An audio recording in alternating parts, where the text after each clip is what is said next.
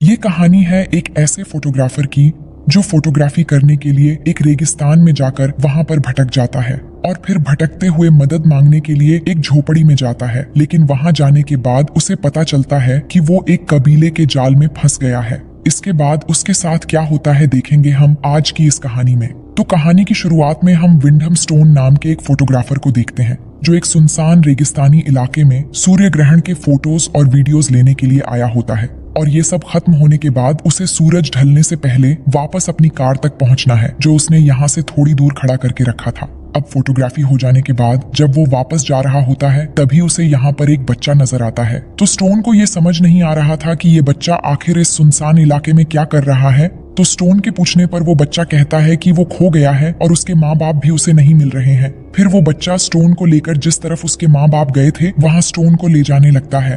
तो स्टोन उस बच्चे को कहता है कि मेरी कार दूसरी तरफ खड़ी है जहाँ नेटवर्क भी है, तो तुम मेरे साथ आओ, वहाँ से तुम्हें मदद मिल सकती है। मगर वो बच्चा उसकी बातों को अनसुना करके जाने लगता है। तो स्टोन भी उसे रोकने की कोशिश करते हुए उसके पीछे पीछे काफी दूर चला जाता है, मगर फिर भी वो बच्चा उसकी बात नहीं मानता और बिना रुके वहाँ से चला जाता है। अब स्टोन उस लड़के का पीछा करते हुए इतना दूर आ गया था इसलिए वो रास्ता भटक जाता है और अब सूरज भी ढल जाता है और अंधेरा हो जाता है। तो स्टोन ये फैसला करता है कि अब वो यहीं रुककर रात बिताएगा। फिर वो एक जगह ढूंढकर वहीं पर लेट जाता है। तभी उसे कुछ आवाजें सुनाई देती हैं और उन आवाजों का पीछा करते हुए स्टोन एक जगह पहुंचता है जहां एक बहुत ही गहरी खाई थी और उसमें उसे एक घर भी नजर आता है। तो वो सोचता है कि यहाँ पर उसे मदद मिल सकता है, इसलिए वो खाई में लगी रस्सी की सीढ़ी के जरिए नीचे उतर जाता है और उस घर में जाकर दरवाजा नॉक करता है। मगर दरवाजा नॉक करने पर कोई दरवाजा नहीं खुलता, इसलिए वो खुद दरवाजा खोलकर अंदर चला जाता है और दरवाजा खुलते ही वो एक खूबसूरत सी लड़की को देखता है जो खाना बना रही थी। मगर वो लड़की स्टोन को अपने घर के अंदर आता हुआ देखकर कुछ खास रिएक्शन नहीं देती। तो स्टोन उसे कहता है कि मैं यहाँ भटक गया हूँ और मुझे लगा कि यहाँ से मुझे कोई मदद मिल सकता है, तो मैं यहाँ आ गया। फिर वो लड़की स्टोन को अपना नाम अलीना बताती है और कहती है कि मैं यहाँ अकेली रहती हूँ और मैंने खाना बनाया है और तुम्हें शायद भूख लगी होगी, तो तुम भी चाहो तो खा सकते हो। अब ये लड़की असल में कौन है और यहाँ अकेली क्यों और कैसे रहती है, ये सब कुछ हमें कहानी में आगे पता चलेगा। वहीं स्टोन को भी ये लड़की अजीब तो लग रही थी पर उसे भूख भी लगी थी, तो उसके कहने पर वो खाना खाने के लिए बैठ जाता है और उसे सारी बातें बताने लगता है कि कैसे वो एक बच्चे की वजह से यहाँ फंस गया। लेकिन अलीना उसकी बातों में कोई दिलचस्पी नहीं लेती और स्टोन को कहती है कि रात बहुत हो गई है, तो तुम चाहो तो यहाँ सो सकते हो। अब स्टोन के पास कोई दूसरा रास्ता भी नहीं था और ऊपर से ये लड़की भी उसे कुछ अजीब लग रही थी, मगर फिर भी वो यहाँ रात गुजारने का फैसला कर लेता है। फिर अगली सुबह जब अलीना सोई हुई थी तो स्टोन उठकर वहां से जाने लगता है। लेकिन जब वो घर के बाहर निकलता है तो वो देखता है कि जिस सीढ़ी से वो नीचे आया था वो सीढ़ी अब वहां नहीं है और ये जगह काफी गहराई में है और इसके चारों तरफ बड़े बड़े चट्टान और पहाड़ है और यहाँ से बाहर निकलने का और कोई रास्ता नहीं है। वहीं हम देखते हैं कि अलीना जाग गई है और कुछ काम कर रही है। तो स्टोन जाकर उसे पूछता है कि मुझे वो सीढ़ी नजर नहीं आ रहा जिससे मैं रात को यहाँ आया था। तो अलीना पहले तो उसे कोई जवाब नहीं देती, मगर फिर वो स्टोन के बार बार पूछने पर कहती है कि वो सीढ़ी उन लोगों ने हटा दी होगी। वो कभी कभी सीढ़ी लगाते हैं और फिर हटा देते हैं। तो स्टोन पूछता है कि वो कौन लोग हैं, क्या यहाँ और भी लोग रहते हैं। तो अलीना उसे इस बात का कोई जवाब नहीं देती और यहाँ से चली जाती है। इसके बाद स्टोन जाकर उन पहाड़ों पर चढ़ने लगता है और मदद के लिए चिल्लाने लगता है, मगर उसकी आवाज कोई नहीं सुन पाता। फिर आगे हम देखते हैं कि रात हो गई है और स्टोन को मजबूरन और एक रात यहाँ गुजारना पड़ता है। फिर अगले दिन स्टोन अलीना के घर से एक कुल्हाड़ी लेता है और उसके सहारे वो उस चट्टान पर चढ़ने की कोशिश करता है और इस तरह वो आधी पहाड़ी पर चढ़ भी जाता है। लेकिन तभी अचानक कोई चीज ऊपर से गिरती है जिससे स्टोन का ध्यान भटक जाता है और वो सीधा नीचे आकर गिर के बेहोश हो जाता है और ऐसे ही बेहोश पड़े हुए वहां रात हो जाती है। फिर जब उसे होश आता है तो वो देखता है कि गिरते समय वो कुल्हाड़ी उसके पैर में लग गई थी, जिससे वो दर्द के मारे जोर जोर से चिल्लाने लगता है। तभी अलीना वहां आती है और उस कुल्हाड़ी को उसके पैर से निकालती है और उसे अंदर ले जाकर उसकी मरहम पट्टी करती है। अब ऐसे ही स्टोन को वहां पर एक और रात भी बीत जाती है, जिसके बाद अगले दिन स्टोन उठकर गुस्से में आकर अलीना को बाहर लाता है और पूछता है कि तुम कौन हो और मुझे तुम ठीक से कुछ बताती क्यों नहीं हो, और वो लोग आखिर कौन है, क्या तुम लोगों ने मुझे यहाँ कैद करके रखा है, तुम लोगों को मुझसे क्या चाहिए बताओ।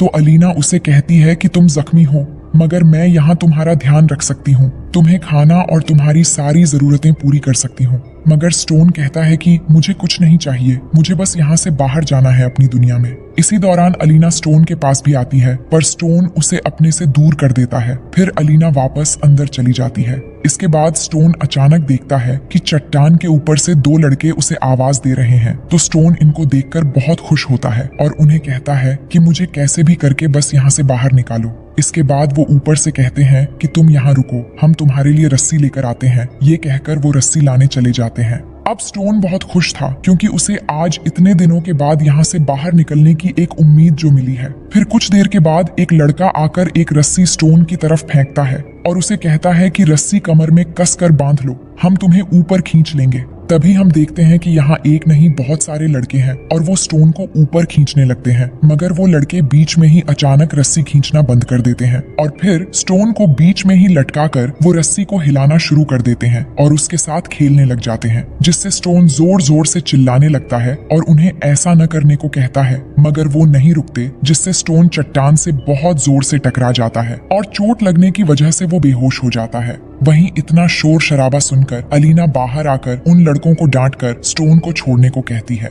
फिर आगे हम रात का सीन देखते हैं जहां अलीना के घर में स्टोन को जब होश आता है तो वो उठकर वहां से बाहर निकलकर जाने लगता है, लेकिन वो बुरी तरह जख्मी होने की वजह से ठीक से चल भी नहीं पा रहा था और कुछ कदम चलकर वो बाहर जाकर गिर जाता है। जिसके बाद अलीना उसके पास जाकर समझाती है कि तुम इतनी आसानी से यहाँ से बाहर नहीं निकल पाओगे, इसलिए बेहतर होगा कि अंदर आकर और थोड़ा आराम कर लो। और ये लड़के कभी कभी मस्ती में ऐसा करते रहते हैं और तुम्हें शायद अपनी किस्मत को कबूल कर लेनी चाहिए, क्योंकि अब तुम भी मेरी तरह यहाँ के बन चुके हो। फिर आगे हम देखते हैं कि स्टोन अब अलीना की बातें समझने लगता है और उसे लगने लगा था कि शायद वो यहाँ से अब कभी नहीं निकल पाएगा। और अब स्टोन भी अलीना के साथ यहाँ रहना सीख गया है और जिन बच्चों ने उन्हें यहाँ फंसाया था वो उनकी जरूरत का हर सामान बीच बीच में उन्हें दे दिया करते हैं। और अब अलीना भी एक वाइफ की तरह स्टोन के साथ रहने लगी है। वो उसे खाना बनाकर खिलाती है, उसके कपड़े धोती है और उसकी हर जरूरत का ध्यान रखती है। और दूसरी तरफ स्टोन अब सब्जियां उगाने लगता है, लेकिन ये सब स्टोन यहाँ पर सिर्फ अपना मन लगाने के लिए कर रहा था।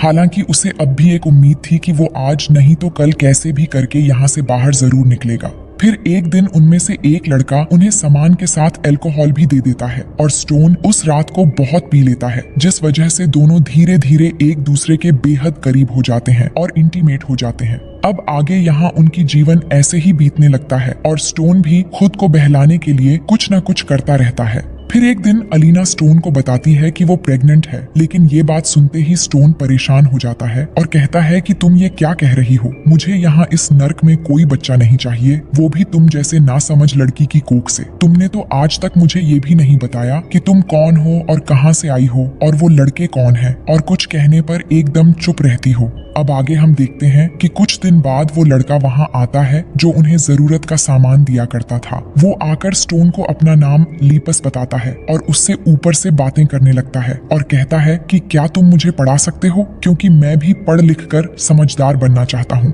तो स्टोन कहता है कि हाँ क्यों नहीं, मगर यहाँ से मैं तुम्हें नहीं पढ़ा सकता। ऐसा करने के लिए तुम्हें पहले मुझे यहाँ से बाहर निकालना होगा और मेरे साथ इस लड़की को भी मदद चाहिए क्योंकि ये प्रेग्नेंट है। अगर तुम हमें यहाँ से निकालोगे तो हम तीनों कहीं दूर जाकर एक परिवार की तरह रहेंगे और वहाँ तुम्हारी पढ़ाई भी होगी। अब ये सब स्टोन उस बच्चे को बहलाने के लिए बोल रहा था, जिसके बाद वो बच्चा कहता है कि ठीक है, मैं तुम्हें बाहर निकालूंगा, मगर मैं ऐसा तभी कर पाऊंगा जब मेरे साथी यहाँ ना हो या फिर सो रहे हों। तभी अचानक से वहाँ एक बड़ा लड़का आ जाता है जिसने उनकी सारी बातें सुन ली थी और वो आकर उस बच्चे को लेकर चला जाता है। फिर उसके बाद हम अगले दिन सुबह का सीन देखते हैं कि जब अलीना घर से बाहर आती है तो आते ही वो चिल्लाने लगती है। तभी उसकी आवाज सुनकर स्टोन भी बाहर आता है तो वो देखता है कि उन बड़े लड़कों ने लीपस को मारकर चट्टान के ऊपर टांग दिया है और ये वही लड़का था जिसने स्टोन को यहाँ से निकालने का बात किया था। अब ये सब देखकर अलीना पागल सी हो जाती है, लेकिन स्टोन कुछ समझ नहीं पा रहा था कि आखिर अलीना इस लड़के के लिए इतना क्यों रो रही है। तभी अलीना स्टोन को कहती है कि वो मेरा बेटा था और तुम्हारे वजह से उन लोगों ने उसे मार दिया है। अगर तुमने उससे यहाँ से निकलने की बात न की होती तो शायद आज वो जिंदा होता। ये कहते हुए अलीना एक लकड़ी का टुकड़ा उठाकर स्टोन के सर पर मारकर गिरा देती है और फिर इतना मारती है कि वो बेहोश हो जाता है। इसके बाद हमें 2 महीने बाद का सीन दिखाया जाता है जहां अलीना ने स्टोन को मारकर एक पिंजरे में कैद कर दिया था और अब भी वो उस पिंजरे में ही कैद है और अलीना उसे खाना और पानी देती है मगर बाहर नहीं निकालती और पिंजरे के अंदर रहते रहते अब स्टोन पागल सा होने लगा है। और फिर एक दिन एक लड़की पहाड़ी के ऊपर आती है और वहां से वो स्टोन को देख लेती है। फिर स्टोन उसे मदद लाने को कहता है और वो लड़की स्टोन की मदद के लिए पुलिस को बुलाने जाती है। अब स्टोन को बहुत दिनों बाद यहाँ फिर एक उम्मीद की किरण नजर आई थी मगर उसके कुछ देर बाद ही स्टोन देखता है कि वो लड़के उस लड़की को पकड़कर वहीं ले आते हैं और स्टोन को दिखाते हुए उस लड़की को उसके सामने ही जान से मार देते हैं। ये देखकर स्टोन बहुत गुस्सा हो जाता है और पिंजरे से निकलने की बहुत कोशिश करता है लेकिन वो कुछ नहीं कर पाता और अब स्टोन को ऐसे ही पिंजरे में रहते हुए 9 महीने गुजर जाते हैं। फिर एक दिन स्टोन अलीना से कहता है कि प्लीज मुझे यहाँ से बाहर निकालो, मैंने डिसाइड कर लिया है कि अब मैं तुम्हारे साथ ही रहूंगा और तुम्हारे जितने भी बच्चे हैं मैं उन सभी का बाप बनूंगा और अब तुम्हारी डिलीवरी भी होने वाली है तो तुम्हें मेरी जरूरत पड़ेगी। मगर अलीना उसे कहती है कि मैं पहले भी ये खुद कर चुकी हूँ और अब भी खुद कर सकती हूँ। तो वो कहता है कि फिर मुझे यहाँ पर तुमने क्यों रखा। जिसके बाद अलीना कहती है कि तुम यहाँ तब तक रहोगे जब तक ये बच्चा जन्म नहीं ले लेता, ये यहाँ का नियम है और उसके बाद क्या करना है ये भी हमें अच्छे से पता है। और फिर आखिरकार वो दिन आ जाता है जिसके बाद वो डिलीवरी में मदद लेने के लिए स्टोन को खोल देती है और उसे मदद करने को कहती है मगर स्टोन अब उसकी मदद करने से साफ इनकार कर देता है और अलीना को इस हालत में छोड़कर वहां से जाने लगता है क्योंकि उसे वो रस्सी की सीढ़ी वहां दिख गई थी जो आज उन लड़कों ने लगा कर रखा था और वो लड़के भी ऊपर से ये सब कुछ देख रहे थे। अब स्टोन सीढ़ी की तरफ जा ही रहा था कि तभी उसे पीछे से बच्चे के रोने की आवाज आती है जो बिना उसके मदद से ही पैदा हो गया था। अब स्टोन अपने बच्चे को देखकर रुक जाता है और उस बच्चे को अपनी गोद में लेकर प्यार करने लगता है और फिर अलीना बच्चा वापस मांगती है तो स्टोन बच्चा उसे दे देता है। ये बच्चा एक लड़की थी जिसे देखते हुए अलीना कहती है कि मैं इसे खाना खिलाऊंगी, इसे बहुत सारी चीजें सिखाऊंगी और बहुत प्यार करूंगी और फिर एक दिन ये भी माँ बनेगी और फिर मेरे जीने का मकसद पूरा हो जाएगा जैसे तुम्हारा हो गया। जिसके बाद अलीना स्टोन को बच्चे के लिए थैंक्स कहती है और तभी पीछे से एक लड़का आकर चाकू से स्टोन का गला काट देता है और फिर वो लड़का अलीना को कहता है कि माँ मैंने इसे भी अंजाम तक पहुंचा दिया है। और अब कहानी के आखिर में ये बात साफ हो जाती है कि ये एक कबीला था जिसमें सारे लड़के अलीना के ही बच्चे या भाई थे और वो सब आपस में मिलकर स्टोन जैसे लड़कों को फंसाकर यहाँ कैद करके उनसे बच्चे पैदा करवाने के लिए इस्तेमाल किया करते थे और उनका मकसद पूरा होने के बाद वो लोग उस लड़के को मार देते थे और इसी तरह से वो अपने कबीले को बढ़ाते रहते थे। और इसी के साथ ये कहानी यहीं पर खत्म हो जाती है। तो दोस्तों कहानी पसंद आई तो वीडियो को लाइक करके चैनल को सब्सक्राइब कर लेना और हम मिलते